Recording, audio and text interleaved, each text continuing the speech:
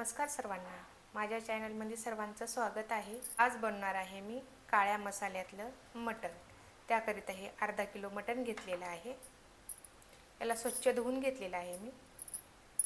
मटण बनवण्यासाठी साहित्य ही खसखस आहे, हिला मी भाजून घेतलेलं आहे।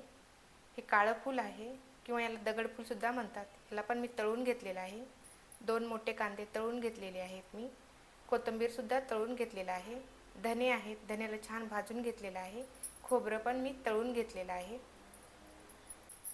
हे घरचा काळा मसाला आहे। हे लाल तिखट आहे। हे दीड चम्मच मी लाल तिखट घेतलेलं आहे आणि थोडी हळद। खडे मसाले आहेत। याच्यामध्ये जायपत्री, छोटी विलायची, दालचिनीचा तुकडा, मोठी विलायची, शहाजिरं आणि करणफूल आणि हे साधा जिरा आणि 5 लवंगा। हे जे मसाले आहेत याला मी मिक्सरला बारीक करून घेते।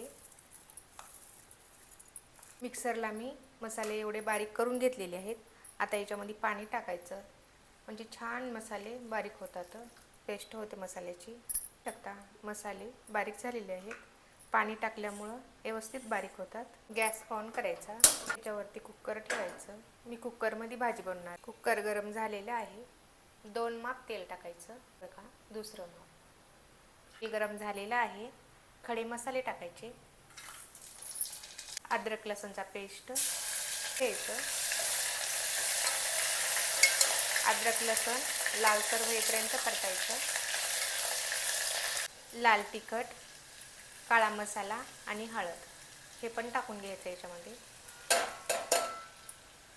परतून घ्यायचं। कमी गॅसवर परतायचं।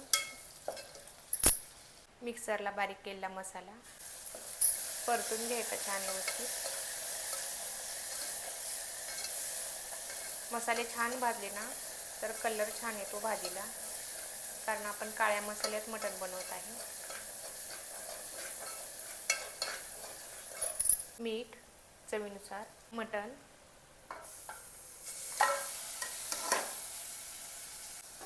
परतून घ्यायचं व्यवस्थित। मसाले लागले पाहिजे पूर्ण मटणला।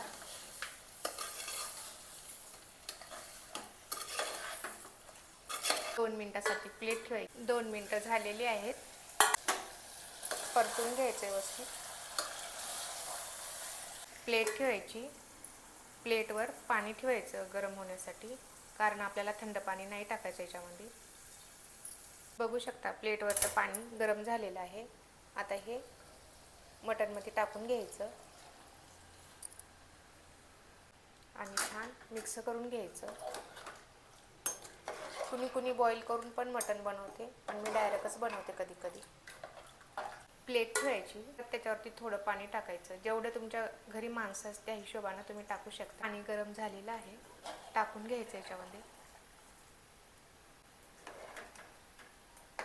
बघू शकता